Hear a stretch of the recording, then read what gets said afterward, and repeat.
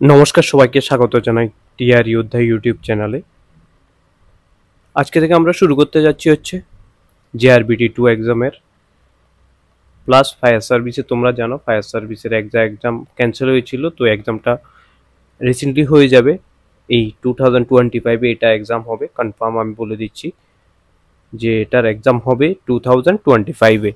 ঠিক আছে, তো এখন আমরা আজকে ডিসকাশন করতে যাব হচ্ছে JRBT এক্সামের যেই আমরা পলিটি সিরিজ শুরু করেছিলাম। তোমরা জানো একটা পলিটি সিরিজ আমরা শুরু করেছিলাম অনেক আগে থেকে। ঠিক আছে, তো পলিটি সিরিজের আজকে থেকে আমরা শুরু করব হচ্ছে প্রেসিডেন্ট অব দি শুরু কমপ্লিট করে নিয়েছিলাম প্রিভিয়াস লেকচার। ঠিক আছে, তো আর 4 থেকে 5টা লেকচার আমরা কমপ্লিট করে নেব। একটা হচ্ছে আর বাকি যে টপিকগুলো আছে এগুলো আমি প্রথমে বলে দিচ্ছি। সেগুলো হচ্ছে প্রাইম মিনিস্টার, তারপরে হচ্ছে ভাইস প্রেসিডেন্ট, তারপর হচ্ছে গভর্নর, তারপরে হচ্ছে আজকে জেনারেলি আমরা এগুলোই ডিসকাশন করব এবং এগুলোর উপরে যে কোশ্চেন আসতে পারে ওগুলো নিয়ে ডিসকাস। প্রথম কথা, ফায়ার সার্ভিসে যারা যারা প্রিপারেশন নিচ্ছ, তো তোমাদের আমি বলে দিচ্ছি তোমাদের এক্সাম হবে 2025-এই হবে কনফার্ম, এবং শিওর আমি বলে দিচ্ছি 2025-এ তোমাদের এক্সাম। তো এর জন্য আমি full syllabus plus road map নিয়ে কীভাবে তোমরা প্রিপারেশন করবে আজ 5-6 মাস, তো এটা রোড ম্যাপ নিয়ে আমি সানডেতে মানে আজকে হচ্ছে 12 জুলাই, এই ভিডিওটা যখন আমি লেকচার করছি বানাচ্ছি, কিন্তু আমি 12 জুলাইয়ের পরে 13 জুলাই সানডেতে আমি একটা ভিডিও আপলোড করে দেবো যে এটা ফায়ার সার্ভিসের জন্য ইম্পর্টেন্ট, এই টপিকগুলো তোমাদের করলে হয়ে যাবে।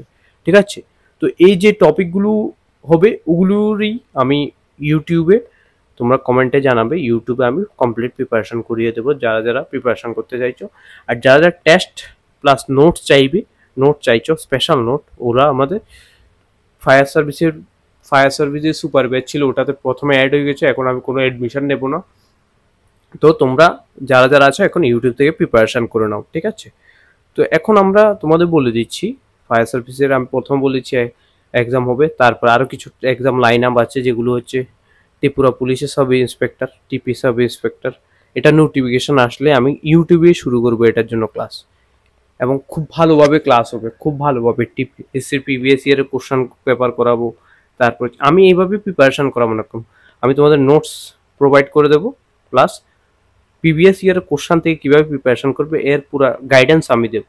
ঠিক আছে, তো এখন আমরা শুরু করতে যাচ্ছি হচ্ছে পলিটির যে প্রাইম মিনিস্টার, তোমরা জানো প্রধানমন্ত্রী। এখন কথা হচ্ছে প্রধানমন্ত্রী গভর্নমেন্টের হেড হয়, যে কোনো গভর্নমেন্ট আছে গভর্নমেন্টের হেড হচ্ছে কে প্রাইম মিনিস্টার। আর রাষ্ট্রপতি কি দেশের হেড, যেমন ইন্ডিয়া একটা কান্ট্রির হেড হচ্ছে রাষ্ট্রপতি, প্রেসিডেন্ট। ঠিক আছে, ফার্স্ট পার্সনও বলা হয় প্রেসিডেন্টকে, প্রথম ব্যক্তি হচ্ছে প্রেসিডেন্ট। ঠিক আছে, তো এখন হচ্ছে প্রধানমন্ত্রীকে আমি যে যে কোশ্চেনগুলো আসতে পারে প্রথমে ওগুলোই ডিসকাশন করছি। ঠিক আছে, প্রধানমন্ত্রীকে কে নিয়োগ করেন? প্রেসিডেন্ট, রাষ্ট্রপতি নিয়োগ করেন। ঠিক আছে, এ হচ্ছে সাপোজ প্রথমে প্রধানমন্ত্রী কিভাবে নির্বাচন হয়, লোকসভা ইলেকশন হয়।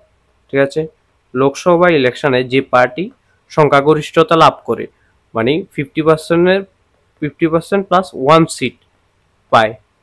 সাপোজ 30টা আছে, 30 সাপোজ ধরো ত্রিপুরা বিধানসভাতে 60টা সিট আছে। ঠিক আছে, এখানে যে পার্টি 31টা পাবে, 50% মানে 30 প্লাস 1 একটা সিট বেশি পাবে, ওই পার্টি সংখ্যাগরিষ্ঠতা লাভ করবে, এবং ওই পার্টির যে হেড হবে, যে লিডার হবে, পার্টির লিডার, ওই লিডার প্রধানমন্ত্রী বা মুখ্যমন্ত্রী হবে। এখন হচ্ছে দেশের ক্ষেত্রে বিভিন্ন স্টেট থেকে নির্বাচন হবে, নির্বাচন হওয়ার পর যে পার্টি সংখ্যাগরিষ্ঠতা লাভ করবে, ওই পার্টি যে একটা কমিটি আছে, পার্টি নিজেদের একটা কমিটি বানায়, ওই পার্টির যে লিডার, ওই লিডারকে প্রাইম মিনিস্টার বানাবে। এখন আমাদের বর্তমান প্রাইম মিনিস্টার হচ্ছে নরেন্দ্র মোদী। ঠিক আছে, নরেন্দ্র মোদী, এটা ওনার কোন টার্ম চলছে, এটা ওনার 3rd টার্ম চলছে। ঠিক আছে, এখন হচ্ছে ফার্স্ট প্রাইম মিনিস্টারকে, যদি তোমাদের কোশ্চেন আসতে পারে যে ফার্স্ট প্রাইম মিনিস্টার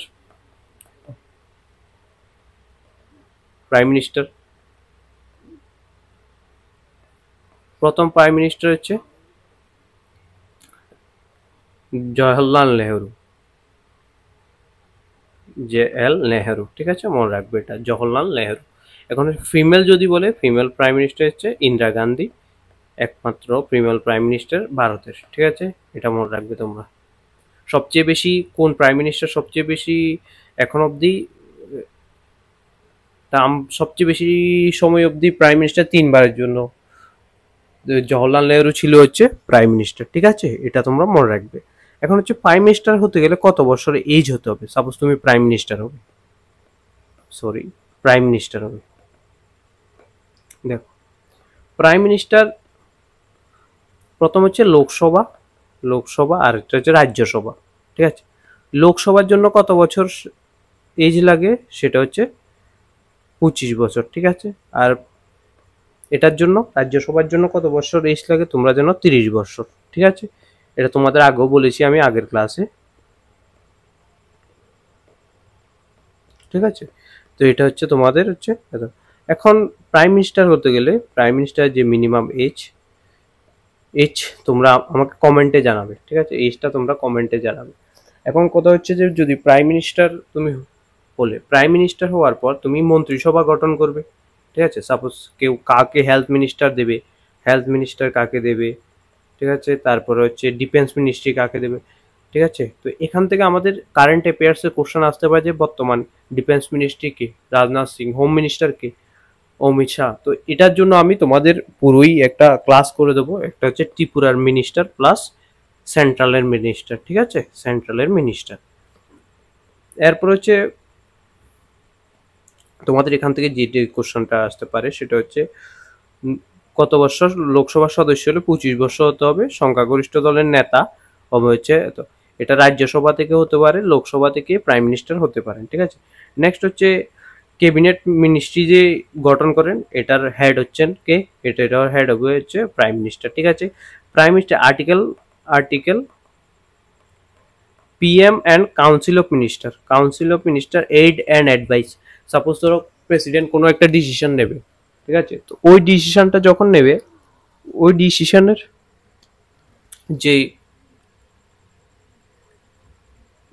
ডিসিশনটা নেবে প্রেসিডেন্টের যে ডিসিশন, ওটা অ্যাডভাইস যে কোন ডিসিশন নেওয়া প্রয়োজন, কোন নেওয়া প্রয়োজন নয়, সেটা হচ্ছে কাউন্সিল অফ মিনিস্টার অ্যাডভাইস করবেন, ঠিক আছে, মন্ত্রী পরিষদ।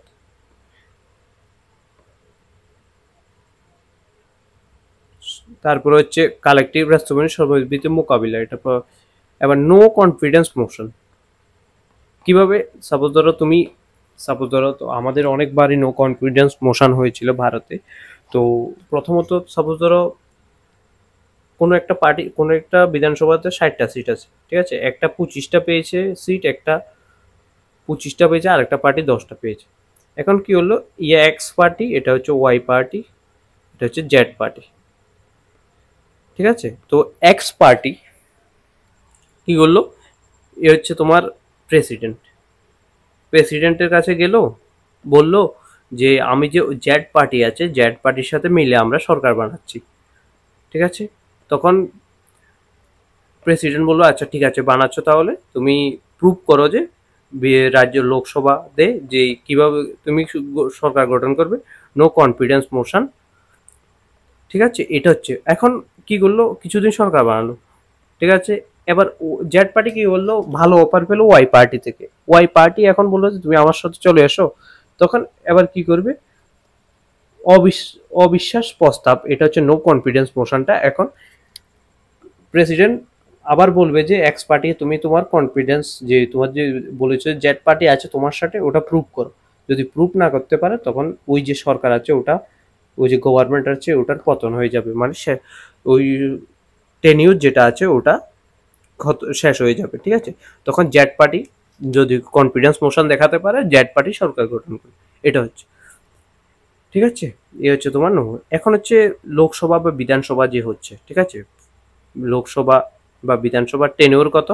লোকসভার টেনিউর 5 ইয়ার্স, তুমি জানো 5 বছর পর পর ইলেকশন হয়। আর রাজ্যসভার যে রাজ্যসভার টেনিউর হচ্ছে কোনো টেনিউর নেই, এটা স্থায়ী কক্ষ।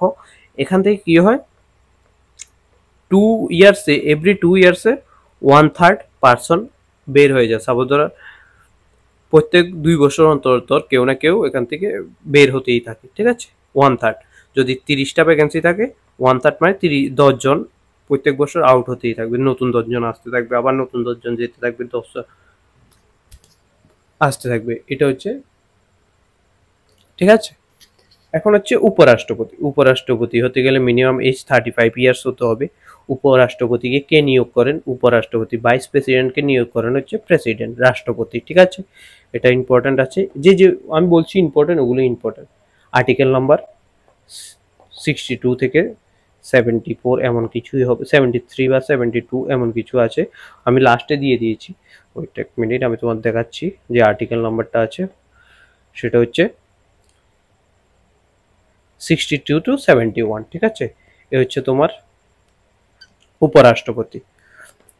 তো উপরাষ্ট্রপতি কিভাবে নির্বাচন করা হয়? উপরাষ্ট্রপতি নির্বাচন করা হচ্ছে সিঙ্গেল ট্রান্সফার, যেই লোকসভা রাজ্যসভার যে সদস্য আছে ওনারাই নির্বাচন করে উপরাষ্ট্রপতিকে। উপরাষ্ট্রপতি হচ্ছে রাজ্যসভা যে আছে আমাদের, রাজ্যসভার স্পিকার, ঠিক আছে। চেয়ারম্যানও বলা, বা চেয়ার স্পিকার নয়, চেয়ারম্যান, ঠিক আছে, সরি, চেয়ারম্যান হবে হচ্ছে উপরাষ্ট্রপতি। এখন উপরাষ্ট্রপতি, এখন বর্তমান উপরাষ্ট্রপতি হচ্ছে জগদীশ ধনকর। জগদীশ ধনকর। এখন বলো তো প্রথম যে উপরাষ্ট্রপতি কে ছিলেন? প্রথম উপরাষ্ট্রপতি ছিলেন আমাদের সর্বপল্লী রাধাকৃষ্ণন, ঠিক আছে, এটা মনে রাখবে তোমাদের। সর্বপল্লী রাধাকৃষ্ণ হচ্ছে প্রথম উপরাষ্ট্রপতি। 6 মাস পর্যন্ত রাষ্ট্রপতি, যদি সাপোজ ধরো তোমাদের এখানে কি হয়, ডেথ হয়ে গেছে প্রেসিডেন্টের এখানে, ঠিক আছে, বাই চান্স, তো 6 মান্থ অবধি উপরাষ্ট্রপতি ভাইস প্রেসিডেন্টের ভূমিকা পালন করে। এখন মানো ভাইস প্রেসিডেন্টের নেই, তারপরে সুপ্রিম কোর্টের জাজ যে আছে, সুপ্রিম কোর্ট চিফ জাস্টিস, উনি রাষ্ট্রপতির ভূমিকা পালন করবে, ঠিক আছে। এ হচ্ছে তোমার উপরাষ্ট্রপতির। তারপর হচ্ছে গভর্নর। গভর্নরকে কে নিয়োগ করেন? সেম প্রেসিডেন্ট নিয়োগ করেন, ঠিক আছে। গভর্নরকে কত বছরের জন্য কোনো টাইমিং নেই, কোনো, যতক্ষণ অবধি প্রেসিডেন্ট, এটা ভুল লেগে আছে, যতক্ষণ অবধি প্রেসিডেন্ট খুশি ততক্ষণ অবধি গভর্নর থাকতে পারবে, আর গভর্নরকে তিনি নিয়োগ করেন, ঠিক আছে, মনে রাখবে এটা। সাপোজ ধরো রাজ্যে কোনো ডিস্টারবেন্স হচ্ছে, ঠিক আছে, এটা মনে রাখো, একটা স্টেটের ডিস্টারবেন্স। মণিপুরে এখন কি হলো দেখো, এই মণিপুরে কুকি আর মেথি সম্প্রদায়ের মধ্যে প্রবলেম হচ্ছিল, তো এখন প্রেসিডেন্ট রুল লাগু আছে, আর্মি এটাকে ট্যাকেল করছে। তো মণিপুরে কি হয়েছিল, মণিপুরে প্রেসিডেন্ট রুল লাগানো হয়েছিল। তো গভর্নর কি করে, গভর্নর প্রেসিডেন্টকে সাজেস্ট করে, প্রেসিডেন্টকে বলে যে প্রেসিডেন্ট রুলের কথা, যে যে স্টেটের মধ্যে যে ল অ্যান্ড অর্ডার আছে, মনে রাখবে, ল অ্যান্ড অর্ডার সিচুয়েশন খুবই খারাপ, তখন গভর্নর যখন প্রেসিডেন্টের কাছে আবেদন করে তখন প্রেসিডেন্ট রুল নিয়োগ লাগায়, ঠিক আছে, এটা মনে রাখবে। তোমার গভর্নর হতে গেলে মিনিমাম এজ 35 ইয়ার্স হতে হবে, আর ম্যাক্সিমাম কোনো টাইম নেই। সিমিলারলি ভাইস প্রেসিডেন্টের ক্ষেত্রেও ম্যাক্সিমাম কোনো টাইম নেই, তারপর প্রেসিডেন্টের ক্ষেত্রেও ম্যাক্সিমাম কোনো টাইম। এই এজ কত বছরের উপর থেকে একটা কোশ্চেন তোমাদের আসবে এক্সামে, ফায়ার সার্ভিসের এক্সামে আর জেআরবিটির এক্সামে, ঠিক আছে। এগুলোর প্রয়োজনে তোমার নেক্সট যেটা, সেটা হচ্ছে আর্টিকেল।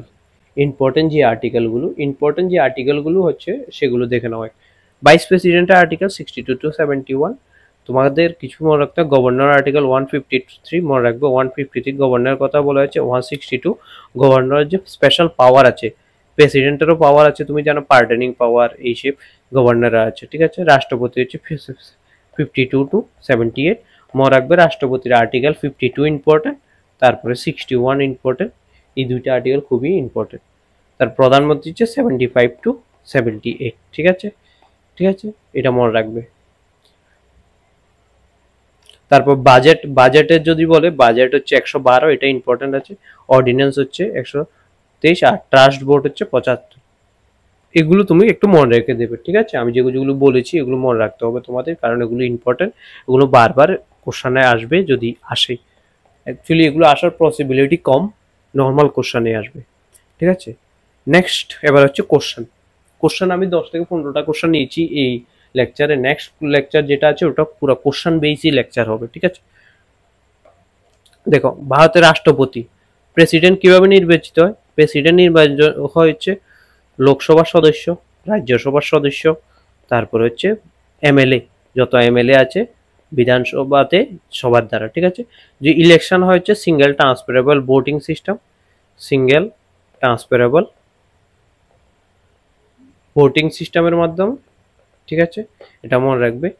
আর মিনিমাম এজ কত? 35 হতে হবে। ফার্স্ট প্রেসিডেন্টকে Rajendra Prasad and now president হচ্ছে দ্রৌপদী মুর্মু, ঠিক আছে,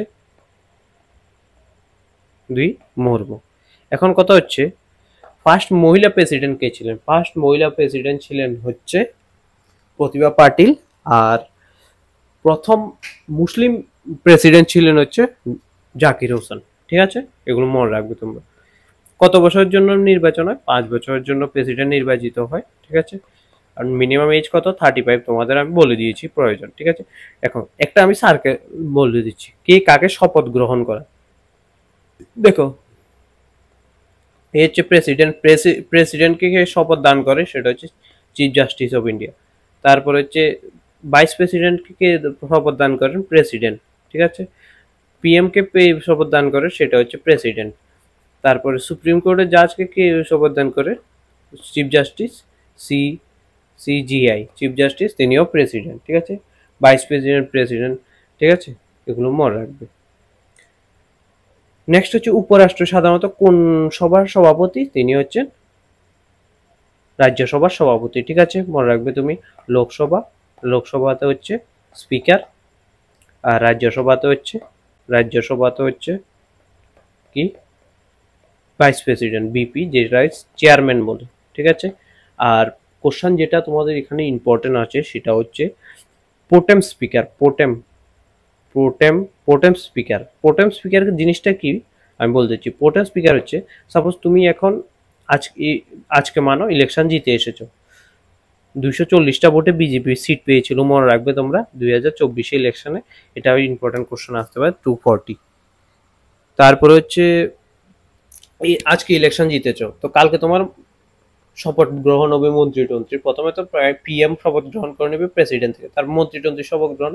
তখন অধিবেশনে স্পিকার নির্ণয়ের আগে সবচেয়ে সিনিয়র মোস্ট যেই বিউরোক্রেটস থাকেন ওনাকে তুমি বিউরোক্রেটস নেই, যে এমপি থাকেন উনি, ওই এমপি প্রথমে হচ্ছে প্রোটেম স্পিকার নিয়োগ করা হয়, ঠিক আছে, মনে রাখবে এটা। রাষ্ট্রপতি পদত্যাগপত্র কার কাছে জমা দেবেন? অবশ্যই উপরাষ্ট্রপতির কাছে জমা দেবেন। বাট শপথ গ্রহণ কে করা হবে রাষ্ট্রপতিকে? সুপ্রিম কোর্টের চিফ জাস্টিস অফ ইন্ডিয়া, ঠিক আছে, এটা ইম্পর্টেন্ট। নেক্সট হচ্ছে ভারতের প্রথম রাষ্ট্রপতি কে ছিলেন? প্রতিভা পাটিল। ফার্স্ট সিএম কে ছিলেন? সুচিতা কৃপালিনী, উত্তরপ্রদেশ। গভর্নর কে ছিলেন? গভর্নর ছিলেন হচ্ছে সরোজিনী নাইডু, ঠিক আছে, আর ফার্স্ট মিনিস্টার, ফিমেল মিনিস্টার যদি বলে, ফার্স্ট ফিমেল মিনিস্টার ছিলেন হচ্ছে অমৃতা কর, ঠিক আছে, এটা মনে রাখবে তোমরা। তারপরে রাষ্ট্রপতি হতে মিনিমাম কত বছর বয়স লাগবে? 35 ইয়ার্স। প্রেসিডেন্ট ভাইস প্রেসিডেন্টও 35 ইয়ার্স হতে হবে। এখন হচ্ছে নেক্সট ক্লাস এটা আমরা বলবো সুপ্রিম কোর্ট আর হাইকোর্ট, যেটা এটা নেক্সট আরেকটা লেকচার হবে। নেক্সট হচ্ছে রাজ্যপাল কত বছরের জন্য নিযুক্ত হন? 5 বছরের জন্য। 5 বছর নয়, এটা প্লেজার্স অফ প্রেসিডেন্ট, যতদিন চাই ততদিনই ইম্পর্টেন্ট, ঠিক আছে। রাজ্যপালকে কে নিযুক্ত করেন? অবভিয়াসলি নিযুক্ত করেন হচ্ছে রাষ্ট্রপতি, ঠিক আছে। প্রেসিডেন্ট, তারপর ভাইস প্রেসিডেন্টকে রাষ্ট্রপতি নিয়োগ করেন, পিএম কে সিএজি কন্ট্রোলার অডিটর জেনারেলকে সুপ্রিম কোর্টের চিফ জাস্টিস সিজিআই কেও রাষ্ট্রপতি নিয়োগ করেন। রাষ্ট্রপতিকে কে গভর্নরকে কে পদত্যাগ করতে বাধ্য করেন? তিনি হচ্ছে রাষ্ট্রপতি। গভর্নরকে রাজ্যপাল পদ থেকে নির্বাচিত মধ্যে রাজ্যপালের পদ থেকে অপসারণ করতে পারে হচ্ছে কে? রাষ্ট্রপতি, ঠিক আছে, এটা ইম্পর্টেন্ট। সেম এটা তো তোমাদের হয়ে গেছে। তো আজকে হচ্ছে এই ক্লাসটা যেখানে আমরা ভাইস প্রেসিডেন্ট, তারপর হচ্ছে পিএম, তারপর গভর্নর নিয়ে আলোচনা করেছি। নেক্সট ক্লাসে আমরা আলোচনা করবো হচ্ছে সুপ্রিম কোর্ট আর হাইকোর্ট নিয়ে। আর থেকে 2 থেকে 3টা টপিক আছে, ওগুলো আমরা কমপ্লিট করে দেবো, ঠিক আছে। আর ফায়ার সার্ভিসের জন্য আমি বলে দিচ্ছি, ফায়ার সার্ভিসের জন্য পলিটির উপরে, ফায়ার সার্ভিসের জন্য পলিটির উপরে আমি অ্যাটলিস্ট 1.5 আওয়ার্স, 1.5 ঘন্টার একটা লেকচার নিয়ে আসবো, যেটা কমপ্লিট লেকচার হবে, যেখানে তুমি কমপ্লিট কোশ্চেন পাবে, যেখান থেকে তুমি প্রিপারেশন করতে পারবে, ঠিক আছে। ওই কোশ্চেনগুলো তুমি প্রিপেয়ার করে নাও, পলিটি থেকে হয়ে যাবে। ধন্যবাদ সবাইকে ভিডিওটা দেখার জন্য। সাবস্ক্রাইব করো টিআর যোদ্ধা ইউটিউব চ্যানেলকে। এই যে নোটসটা আছে ওটাও তোমরা টেলিগ্রামে পেয়ে যাবে, এখন থেকে নোটস আমি টেলিগ্রামে দিয়ে দেবো। অবশ্যই তোমরা টেলিগ্রামে জয়েন হও, ডিসক্রিপশানে লিঙ্ক দেওয়া থাকবে, ঠিক আছে, ডিসক্রিপশানে লিঙ্ক দেওয়া থাকে।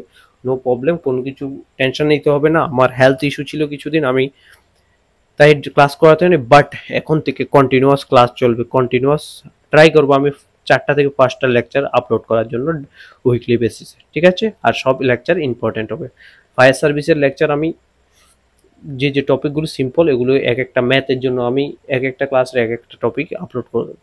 ধন্যবাদ সবাইকে ভিডিওটি দেখার জন্য, অ্যান্ড সাবস্ক্রাইব করে দাও টিআর যোদ্ধা ইউটিউব চ্যানেলকে। জয় হিন্দ।